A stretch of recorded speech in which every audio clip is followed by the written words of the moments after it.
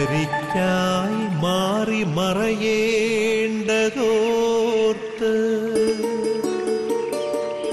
ചന്ദ്രനക്ഷത്രാദികൾ വിതുമ്പുമ്പോൾ മാറ്റമില്ലാതെങ്ങും വിരാജിക്കും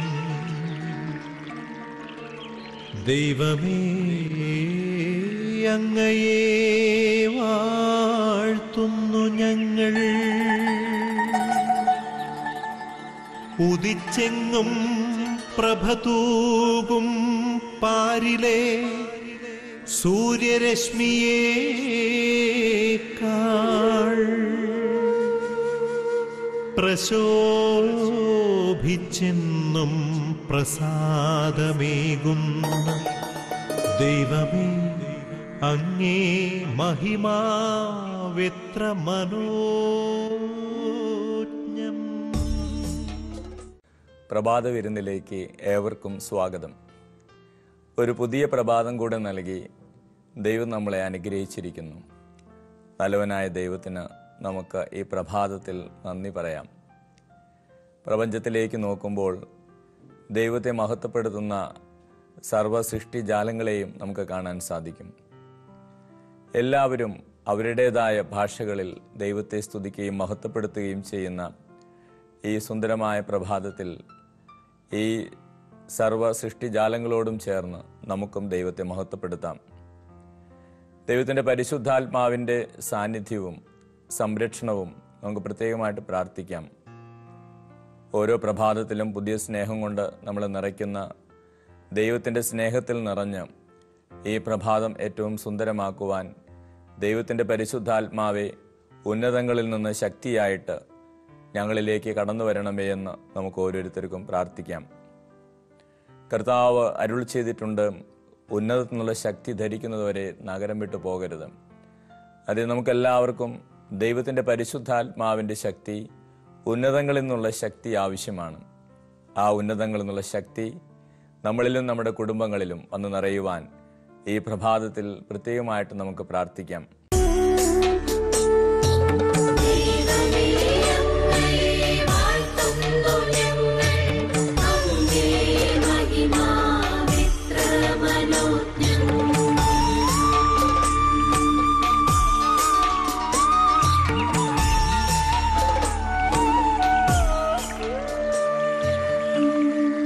വൃക്ഷലതാദികൾ കുളിർക്കാട്ടിൽ കുളിർമ കൊള്ളുന്ന പോൽ ദൈവമേ, നിൻ ആർദ്രമാമനുകമ്പയാൽ നിൻ ജനം കുളിർന്നേടട്ടെ. തൂമഞ്ഞിൽ വിടരും പുഷ്പസുഗന്ധമെത്രയോ ഹൃദ്യം, പരിമളത്തിനുറവയാം നറുസൗരഭ്യമാകട്ടെ ഞങ്ങളുമീ മണ്ണിൽ.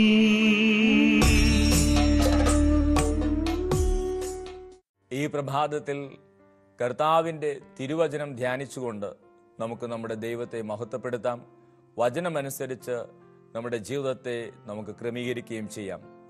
ഇന്ന് കർത്താവ് നമുക്ക് നൽകുന്ന സുവിശേഷ ഭാഗം ലൂക്കായുടെ സുവിശേഷം 24-ാം അധ്യായം 25-26 തിരുവചനങ്ങൾ. അപ്പോൾ അവൻ അവരോട് പറഞ്ഞു, ഭോഷന്മാരെ, പ്രവാചകന്മാർ പറഞ്ഞിട്ടുള്ളത് വിശ്വസിക്കുവാൻ കഴിയാത്ത വിധം ഹൃദയം മന്ദീഭവിച്ചവരെ, ക്രിസ്തു ഇതെല്ലാം സഹിച്ച് മഹത്വത്തിലേക്ക് പ്രവേശിക്കേണ്ടിയിരുന്നില്ലേ?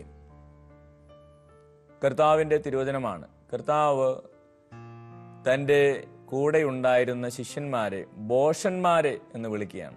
ഭോഷന്മാരെ എന്ന് വിളിക്കുന്ന ഒരു സന്ദർഭമാണ്. എമ്മാവുസിലേക്ക് പോകുന്ന ശിഷ്യന്മാരോട് കർത്താവ് സംസാരിച്ചു കൊണ്ടിരിക്കുകയാണ്. ചില കാര്യങ്ങൾ അവർ കർത്താവിനോട് പറഞ്ഞുകൊണ്ടിരിക്കുമ്പോൾ കർത്താവ് അവരെ ഭോഷന്മാരെ എന്ന് വിളിക്കുകയാണ്. എന്തുകൊണ്ടാണ് ഭോഷന്മാരെ എന്ന യേശു അവരെ വിളിച്ചത്? കാരണം ക്രിസ്തു ഇതെല്ലാം സഹിച്ച് മഹത്വത്തിലേക്ക് പ്രവേശിക്കേണ്ടിയിരിക്കുന്നില്ലേ എന്ന് നിങ്ങൾ എന്താണ് അറിയാത്തത്? അതുകൊണ്ടാണ് യേശു അവരെ ഭോഷന്മാരെ എന്ന് വിളിക്കുന്നത്. സ്നേഹമുള്ളവരെ, എപ്പോഴാണ് മറ്റുള്ളവരെ ഭോഷന്മാരെന്ന് വിളിക്കുക?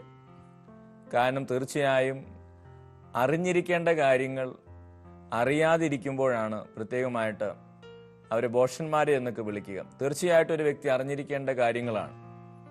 ഇവിടെ ശിഷ്യന്മാരോട് യേശു അവരെ ഭോഷന്മാരെ എന്ന് വിളിക്കാൻ കാരണം തീർച്ചയായും അവർ അറിഞ്ഞിരിക്കേണ്ട ഒരു കാര്യമായിരുന്നു.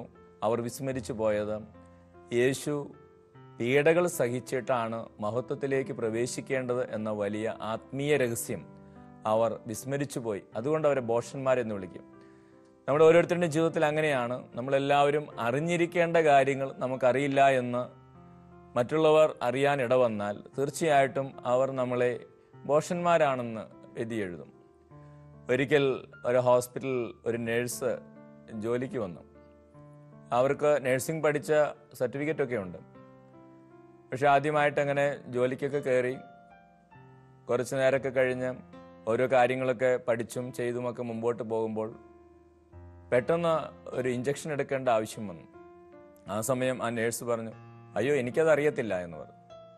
അപ്പോൾ അവിടെ ഉണ്ടായിരുന്ന എല്ലാവരും അതിശയിച്ചു പോയി. അവിടെ ഉണ്ടായിരുന്ന രോഗികളും മറ്റുള്ളവരും അതിശയിച്ചു പോയി. കാരണം എനിക്കറിയത്തില്ല എന്ന് പറയുമ്പോൾ, ഒരു നേഴ്സ് ഒരു ഇഞ്ചക്ഷൻ എടുക്കാൻ അറിയത്തില്ല എന്ന് പറയുമ്പോൾ മറ്റുള്ളവരെല്ലാവരും അതിശയിക്കും.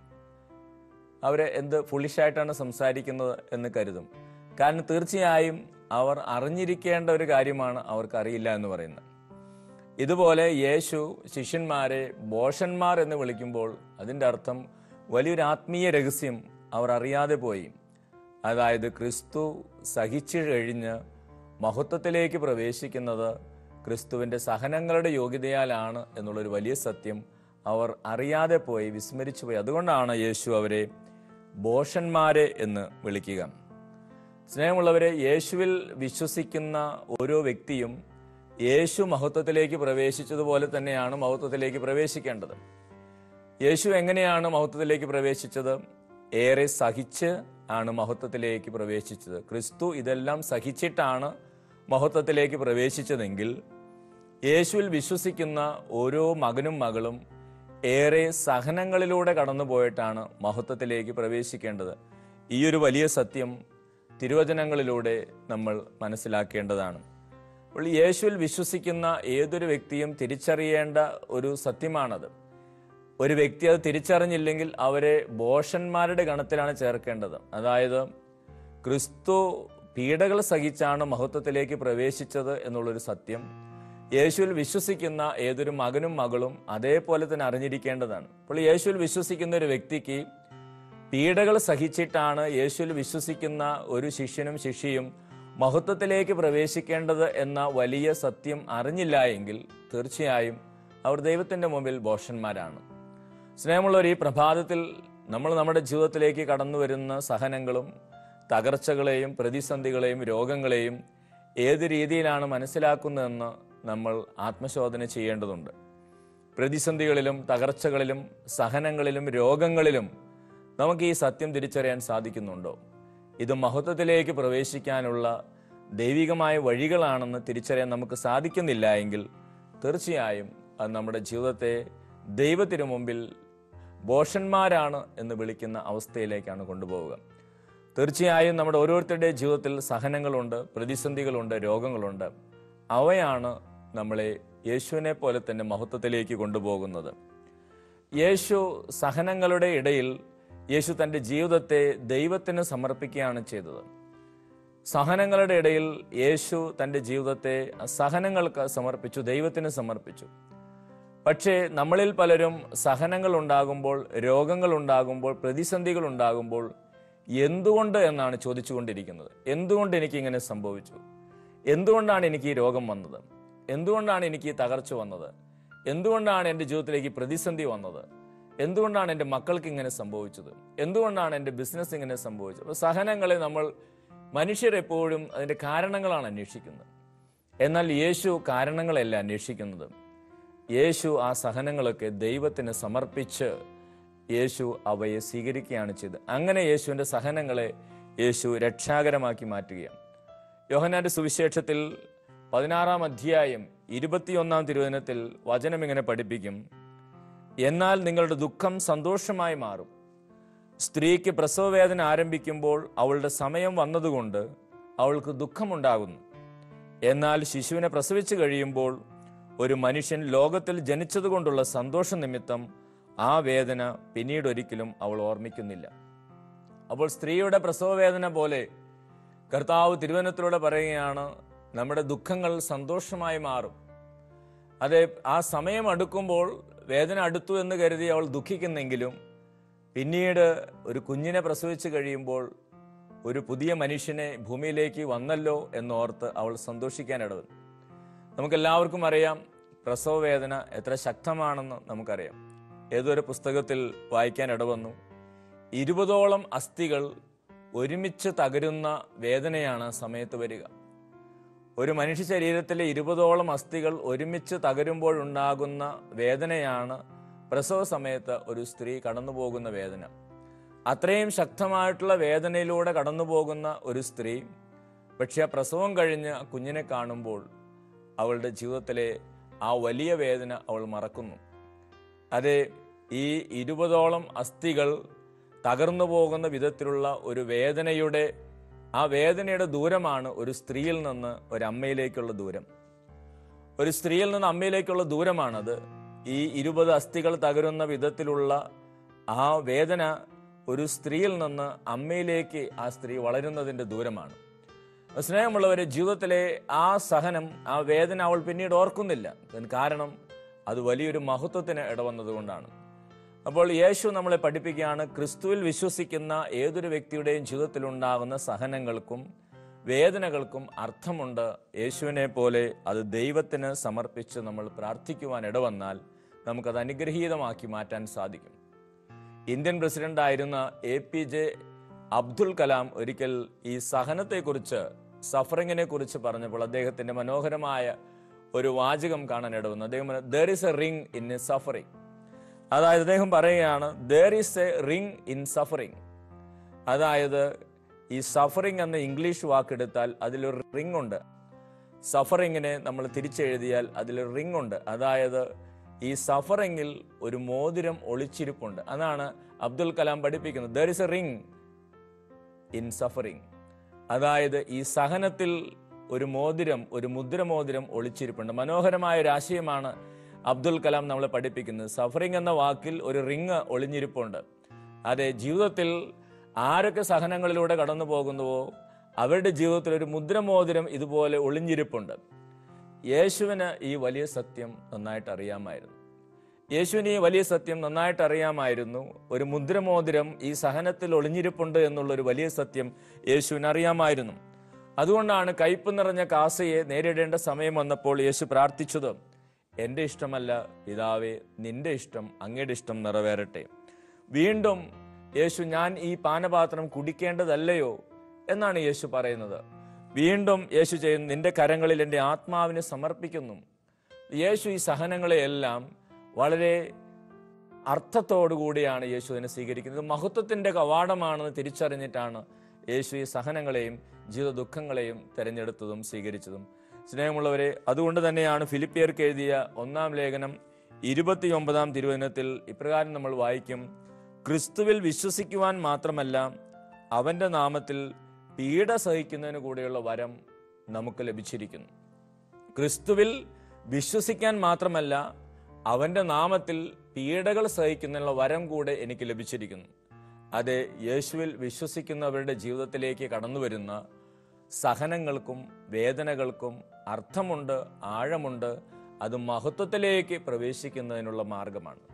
ഈ ഒരു മാർഗം വേണ്ട വിധത്തിൽ തിരിച്ചറിയാതെ യേശുവിന്റെ ശിഷ്യന്മാർ സംസാരിച്ച സമയത്താണ് യേശു അവരെ വിളിക്കുന്നത്, ഭോഷന്മാരെ, നിങ്ങൾക്കിത് അറിഞ്ഞുകൂടെ? ക്രിസ്തു ഇതെല്ലാം സഹിച്ച് മഹത്വത്തിലേക്ക് പ്രവേശിക്കണമെന്ന കാര്യം നിങ്ങൾക്ക് അറിഞ്ഞുകൂടെ? അതായത് ക്രിസ്തു ഇതെല്ലാം സഹിച്ചാണ് മഹത്വത്തിലേക്ക് പ്രവേശിക്കുന്നതെന്ന കാര്യം അറിയാത്തവരെ ഭോഷന്മാരെന്നാണ് ദൈവം വിളിക്കുക. അപ്പോൾ ക്രിസ്തുവിനെ അനുഗമിക്കുന്ന ഓരോ വ്യക്തിയുടെ ജീവിതത്തിൽ ഇങ്ങനെ സഹനങ്ങളും ബുദ്ധിമുട്ടുകളും പ്രയാസങ്ങളും രോഗങ്ങളും ഉണ്ടാകുമ്പോൾ അവിടെ കുറെ ചോദ്യങ്ങൾ ചോദിച്ച് നമ്മൾ അസ്വസ്ഥരാവുകയല്ല വേണ്ടത്. ക്രിസ്തുവിനെ പോലെ ഈ സഹനങ്ങളെ ദൈവത്തിന് സമർപ്പിച്ച് അത് മഹത്വത്തിലേക്കുള്ള മാർഗങ്ങളാണ് എന്ന് തിരിച്ചറിയുകയാണ് വേണ്ടത്. പരിശുദ്ധ അമ്മയുടെ ജീവിതം നമ്മൾ എടുക്കുമ്പോൾ ലൂക്കായുടെ സുവിശേഷത്തിൽ 1-ാം അധ്യായം 45-ാം തിരുവചനത്തിൽ നമ്മളിങ്ങനെ വായിക്കും, കർത്താവ് അരുൾ ചെയ്ത കാര്യങ്ങൾ നിറവേറുമെന്ന് വിശ്വസിച്ച നീ ഭാഗ്യവതി. മറിയം ഭാഗ്യവതിയായി തീരുന്നതിനെ കുറിച്ച് വചനം പറയുകയാണ്, ദൈവം അരുൾ ചെയ്ത കാര്യങ്ങൾ നിറവേറുമെന്ന് വിശ്വസിച്ചതുകൊണ്ടാണ് അവൾ ഭാഗ്യവതിയായി തീർന്നത്. സ്നേഹമുള്ളവരെ, ദൈവം അരുൾ ചെയ്ത കാര്യങ്ങൾ നിറവേറുമോ എന്ന് സംശയിക്കാനിടയുള്ള ഒത്തിരിയേറെ അനുഭവങ്ങളിലൂടെ കടന്നുപോയൊരു സ്ത്രീയാണ്. പരിശുദ്ധ അമ്മയെക്കുറിച്ച് നമ്മൾ ധ്യാനിക്കുമ്പോൾ പരിശുദ്ധ അമ്മ കടന്നുപോയൊരു അനുഭവങ്ങളും, ഉണ്ണിയേശുവിനെ ഗർഭം ധരിക്കുന്ന നിമിഷം മുതൽ പിന്നീട് ഈജിപ്തിലേക്ക് പലായനം ചെയ്യുന്നതും, തുടർന്ന് ഈശോയെ ദേവാലയത്തിൽ കാണാതാകുന്നതും, പിന്നീട് യേശുവിൻ്റെ വളർച്ചയുടെ നാളുകളും, യേശുവിൻ്റെ കുരിശുമരണവും, ഇതെല്ലാം നമ്മൾ കാണുമ്പോൾ ഒരു സ്ത്രീക്ക്, ഒരമ്മയ്ക്ക് ഇതെന്തുകൊണ്ട് എന്ന് ചിന്തിച്ചാൽ മനസ്സിലാകാൻ പറ്റാത്ത അനുഭവങ്ങളിലൂടെ കടന്നുപോയ ഒരാളാണ് പരിശുദ്ധ അമ്മ. ഇതെന്തുകൊണ്ടാണ് ഇങ്ങനെയൊക്കെ സംഭവിക്കുന്നത് എന്ന് ചിന്തിച്ചാൽ അർത്ഥം പിടികിട്ടാത്ത കുറെ അനുഭവങ്ങളുടെ മുമ്പിൽ നിൽക്കേണ്ടി വന്നൊരു സ്ത്രീയാണ് പരിശുദ്ധ അമ്മ. പക്ഷേ അവൾ എന്തുകൊണ്ടാണ് ഇങ്ങനെയൊക്കെ സംഭവിക്കുന്നതെന്ന് ആലോചിച്ചില്ല എന്നുള്ളതാണ് അവളുടെ മഹത്വം. പരിശുദ്ധ അമ്മയുടെ മഹത്വം അതാണ്. എന്തുകൊണ്ടാണ് ഇങ്ങനെയൊക്കെ സംഭവിക്കുന്നതെന്ന് ആലോചിച്ച് അവൾ സമയം കളഞ്ഞില്ല. അവൾ ദൈവകരങ്ങളിൽ തൻ്റെ ജീവിതത്തെ സമർപ്പിച്ച് കർത്താവ് അരുൾ ചെയ്ത കാര്യങ്ങൾ നിറവേറും, ദൈവത്തെ സ്നേഹിക്കുന്നവർക്കും അവിടുത്തെ പദ്ധതി അനുസരിച്ച് വിളിക്കപ്പെട്ടവർക്കും എല്ലാം നന്മയ്ക്കായി മാറുമെന്ന് പരിശുദ്ധ അമ്മ ഉറച്ചു വിശ്വസിച്ചു. സ്നേഹമുള്ളവരെ, ഒരു ആത്മീയ പിതാവിൻ്റെ പുസ്തകത്തിൽ ഇപ്രകാരം വായിക്കാനിട വന്നു, ദുഃഖ ശനിയാഴ്ചയും തൻ്റെ മകൻ ദൈവപുത്രനാണെന്ന് വിശ്വസിച്ചവളാണ് പരിശുദ്ധ മറിയം. സ്നേഹമുള്ളവരെ, എന്താണ് ഈ ദുഃഖ ശനിയാഴ്ചയുടെ പ്രത്യേകത? അന്ന് എല്ലാ പ്രതീക്ഷകളും തീർന്നൊരു ദിവസമാണ്. ദൈവപുത്രനാണെന്ന് ഒരു വശത്ത് ചിന്തിക്കുന്നു, അല്ലെങ്കിൽ വിശ്വസിക്കുന്ന ഈ മകനെയാണ് എല്ലാവരും കൂടെ പിടിച്ചുകെട്ടി തല്ലി ചതച്ച് കുരിശിൽ തറച്ച് കൊന്ന് അതിനുശേഷം താഴെ ഇറക്കി കല്ലറയിൽ അടക്കം ചെയ്ത് എല്ലാ പ്രതീക്ഷകളും അസ്തമിച്ച ഒരു ദിവസമാണ് ഈ ദുഃഖശനി എന്ന് പറയുന്നത്. ആ ദിവസവും ഈ പരിശുദ്ധ അമ്മ ഇവൻ ദൈവപുത്രനാണോ എന്ന കാര്യത്തിൽ സംശയിച്ചില്ല, വിശ്വസിച്ചു. ഈ സഹനം കഴിഞ്ഞ ഒരു വലിയ മഹത്വമുണ്ടെന്ന് അമ്മ വിശ്വസിച്ചു. അതുകൊണ്ട് തന്നെയാണ് അമ്മ ഭാഗ്യവതിയായി തീർന്നത്. സ്നേഹമുള്ളവരെ, ജീവിതത്തിൽ ഇതുപോലെ അർത്ഥം പിടികിട്ടാത്ത കുറെ അനുഭവങ്ങളിലൂടെ നമ്മൾ ഓരോരുത്തരും കടന്നു പോകും.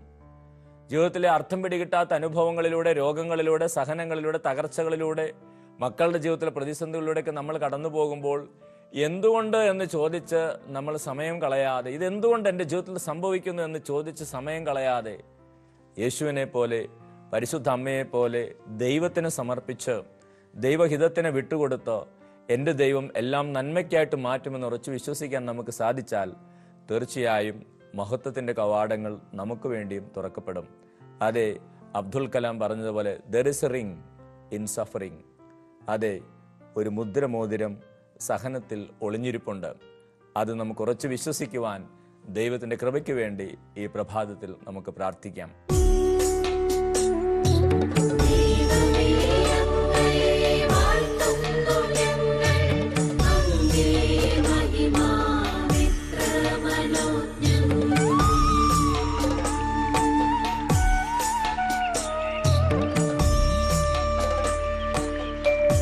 ഉദയേ പക്ഷികൾ ഉതിർത്തും സംഗീതത്താൽ തുടിക്കുന്നു ഭൂമിയാകെ. സ്വർലോകനാഥാനിൻ സ്വർഗീയ ഗീതത്താൽ എന്നന്തരംഗം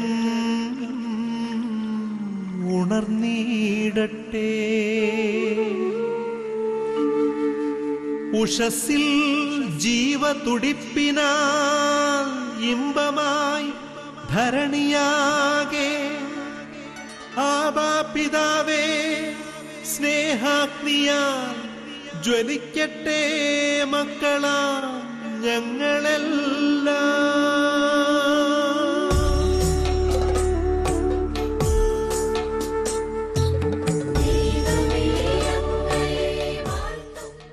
കർത്താവായ യേശുവേ, അങ്ങയുടെ ശിഷ്യന്മാരെ ബോഷന്മാർ എന്നുവരെ അങ്ങ് വിളിച്ചു.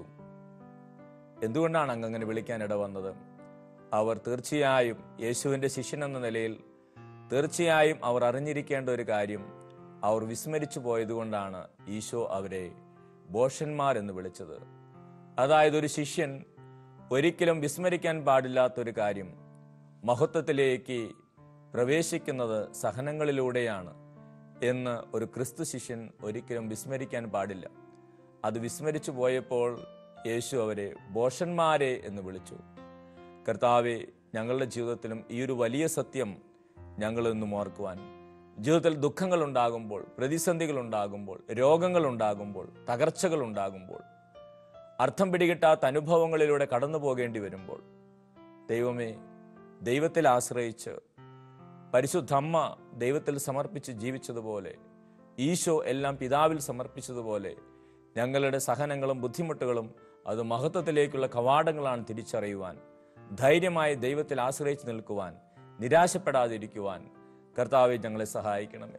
നമുക്കെല്ലാവർക്കും കരങ്ങൾ ഉയർത്തി, ഈ പ്രഭാത വിരുന്നിൽ പങ്കെടുത്തുകൊണ്ടിരിക്കുന്ന എല്ലാവരും കരങ്ങൾ ഉയർത്തി നമ്മുടെ കുടുംബത്തെയും നമ്മുടെ ജീവിതത്തെയും കർത്താവിന് നമുക്ക് സമർപ്പിക്കാം. സ്നേഹമുള്ളവരെ, ഒത്തിരി ചോദ്യങ്ങൾ നമ്മുടെ മനസ്സിലുണ്ടാകാറുണ്ട്. എന്തുകൊണ്ട് ഇങ്ങനെ സംഭവിക്കുന്നു? ഒത്തിരിയേറെ ചോദ്യങ്ങൾ നമ്മളെ അലട്ടുമ്പോൾ യേശുവിനെ പോലെ, പരിശുദ്ധ അമ്മയെപ്പോലെ നമ്മുടെ ജീവിതത്തിന്റെ ദുഃഖങ്ങളും വേദനകളും സഹനങ്ങളും നമുക്ക് ദൈവത്തിന് സമർപ്പിക്കാം. ദൈവത്തിന് സമർപ്പിച്ച് മഹത്വത്തിലേക്കുള്ള കവാടങ്ങളാക്കി അവയെ നമുക്ക് മാറ്റാം. സഹനങ്ങളിൽ ഒളിഞ്ഞിരിക്കുന്ന മുദ്രമോതിരത്തിന് വേണ്ടി വിശ്വാസത്തോടെ നമുക്ക് കാത്തിരിക്കാം. നമ്മുടെ നിയോഗങ്ങളും സങ്കടങ്ങളും വേദനകളും രോഗങ്ങളും അസ്വസ്ഥതകളും നിരാശപ്പെടുന്ന ചിന്തകളും കർത്താവിന് സമർപ്പിച്ച് നമുക്ക് ഒന്നുചേർന്ന് സ്തുതിക്കാം. Hallelujah, hallelujah, hallelujah. യേശുവേ നന്ദി, കർത്താവേ നന്ദി, പരിശുദ്ധാത്മാവേ നന്ദി. ഈ പ്രഭാത വിരുന്നിൽ പങ്കെടുത്തുകൊണ്ടിരിക്കുന്ന എല്ലാ കുടുംബങ്ങളെ അനുഗ്രഹിക്കണമേ കർത്താവേ. എല്ലാ രോഗികളെയും സുഖപ്പെടുത്തണമേ കർത്താവേ. എല്ലാ തകർന്നവരെ അനുഗ്രഹിക്കണമേ കർത്താവേ. പ്രിയപ്പെട്ടവർ മരിച്ചുപോയതിന്റെ സങ്കടത്തിൽ കഴിയുന്നവരെ ആശ്വസിപ്പിക്കണമേ കർത്താവേ. രോഗങ്ങൾ മൂലം വേദനിക്കുന്നവരെ ആശ്വസിപ്പിക്കണമേ കർത്താവേ. പരാജയങ്ങൾ മൂലം തകർന്നവരെ ആശ്വസിപ്പിക്കണമേ കർത്താവേ. പ്രത്യാശ നൽകണമേ കർത്താവേ. Hallelujah, hallelujah, hallelujah. യേശുവേ നന്ദി, കർത്താവേ നന്ദി, പരിശുദ്ധാത്മാവേ നന്ദി. കർത്താവെ കടന്നു വരണമേ, കർത്താവെ കടന്നു വരണമേ, അഭിഷേകം ചെയ്യണമേ, സൗഖ്യം നൽകണമേ. യേശുവേ നന്ദി, യേശുവേ സ്തോത്രം. Hallelujah, hallelujah, hallelujah. സ്നേഹമുള്ളവരെ, ഈ പ്രഭാതത്തിൽ പരിശുദ്ധ അമ്മയുടെ മാധ്യസ്ഥം പ്രത്യേകമായിട്ട് നമുക്ക് അപേക്ഷിക്കാം. ഞാൻ നേരത്തെ സൂചിപ്പിച്ചതുപോലെ ജീവിതത്തിൽ അർത്ഥം പിടികിട്ടാത്ത ഒത്തിരിയേറെ അനുഭവങ്ങൾക്ക് മുമ്പിൽ നിൽക്കേണ്ടി വന്ന ഒരു സ്ത്രീയാണ് പരിശുദ്ധ കന്യകാമറിയം. അങ്ങനെയുള്ള ജീവിത അനുഭവങ്ങളിലൂടെയാണ് അവൾ കടന്നുപോയത്. പക്ഷേ സംശയിച്ചില്ല, അസ്വസ്ഥപ്പെട്ടില്ല. എന്തുകൊണ്ടെന്ന് ചോദിച്ച് ദൈവത്തിൻ്റെ മുമ്പിൽ പരാതിപ്പെട്ടില്ല. ദൈവഹിതത്തിന് തൻ്റെ ജീവിതത്തെ സമർപ്പിച്ചു. ജീവിതത്തിലേക്ക് കടന്നു വന്ന സഹനങ്ങളെയും വേദനകളെയും ദൈവത്തിന് സമർപ്പിച്ച് അനുഗ്രഹങ്ങളാക്കി മാറ്റി. പരിശുദ്ധമേ മാതാവേ, ഞങ്ങളുടെ ജീവിതത്തിലും അർത്ഥം പിടികിട്ടാത്ത അനുഭവങ്ങളിലൂടെ കടന്നു പോകുമ്പോൾ അമ്മയുടെ അരികിലിരിക്കാനും കുരിശിലേക്ക് നോക്കി ഞങ്ങളുടെ ജീവിതത്തിൻ്റെ ദുഃഖങ്ങൾ അതിജീവിക്കാനും ശക്തിപ്പെടാനും അമ്മ ഞങ്ങളെ സഹായിക്കണമേ. സകല വിശുദ്ധരുടെയും മാധ്യസ്ഥം നമുക്ക് അപേക്ഷിക്കാം. സഹനത്തിൻ്റെ വിലയറിഞ്ഞ് സഹനങ്ങളിലൂടെ കടന്നു പോകുവാൻ ആഗ്രഹിച്ചവരായിരുന്നു പല വിശുദ്ധരും. ഭാരതത്തിലെ പ്രഥമ വിശുദ്ധയായ അൽഫോൻസാമ്മ എനിക്ക് സഹനം തരിക, എനിക്ക് സഹനം തരിക എന്ന് കർത്താവിനോട് പ്രാർത്ഥിച്ചത് എന്തിനു വേണ്ടിയാണത്? യേശുവിൽ വളരാനും കൂടുതൽ ആത്മാക്കളെ നേടാനും കൂടുതൽ ദൈവകൃപയിൽ ഉയരാനും വേണ്ടിയാണ് വിശുദ്ധ അൽഫോൻസാമ്മ അപ്രകാരം പ്രാർത്ഥിച്ചത്. സഹനത്തിന്റെ വില എന്താണ്? അത് മഹത്വത്തിലേക്കുള്ള കവാടമാണെന്ന് വിശുദ്ധർക്ക് അറിയാമായിരുന്നു. സകല വിശുദ്ധരുടെയും മാധ്യസ്ഥം നമുക്ക് അപേക്ഷിക്കാം. കാവൽ മാലാഖമാരുടെ സഹായം നമുക്ക് തേടാം. വിശുദ്ധ മിഖായേലിന്റെ സംരക്ഷണത്തിന് വേണ്ടി ഈ പ്രഭാതത്തിൽ പ്രത്യേകമായിട്ട് നമുക്ക് പ്രാർത്ഥിക്കാം.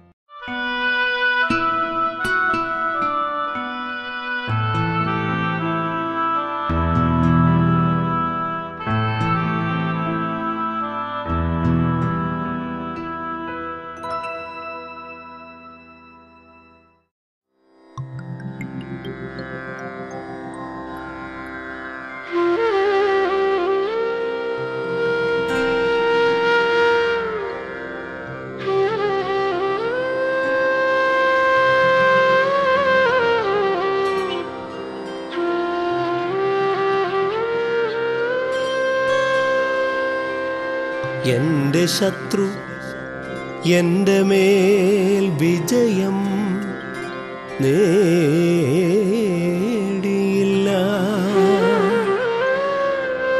അതിനാൽ അവിടുന്ന് എന്നിൽ പ്രസാദിച്ചിരിക്കുന്നു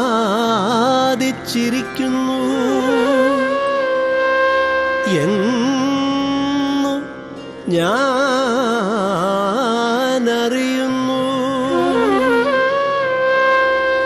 എന്നാൽ എൻ്റെ നിഷ്കളങ്കത നിമിത്തം അവിടുന്ന് എന്നെ താങ്ങുകയും എന്നേക്കുമായി അങ്ങയുടെ സന്നിധിയിൽ ഉറപ്പിച്ചു നിർത്തുകയും ചെയ്തു.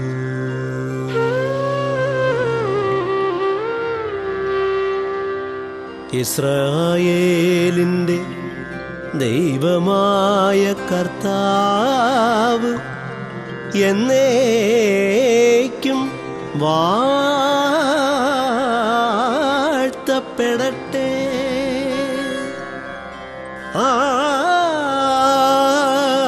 ആമേൻ.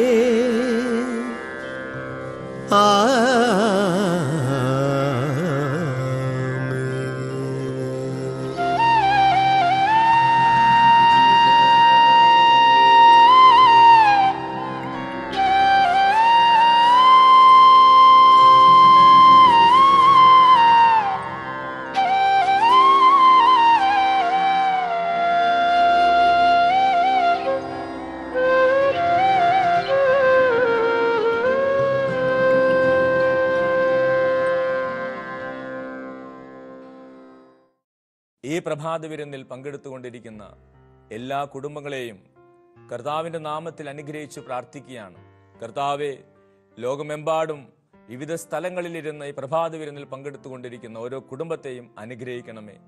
അവരുടെ ജീവിത ദുഃഖങ്ങളിൽ തകർന്നു പോകാതെ, തളർന്നു പോകാതെ, നിരാശപ്പെട്ടു പോകാതെ കർത്താവെ ഇത് തിരിച്ചറിയുവാൻ, ഇത് സഹനങ്ങൾ, അത് മഹത്വത്തിലേക്കുള്ള കവാടങ്ങളാണ് തിരിച്ചറിയുവാനുള്ള വലിയ അഭിഷേകവും വലിയ ജ്ഞാനവും ഈ പ്രഭാത വിരുന്നിൽ പങ്കെടുത്തുകൊണ്ടിരിക്കുന്ന എല്ലാ മക്കൾക്കും നൽകണമേ എന്ന് പ്രാർത്ഥിക്കുന്നു.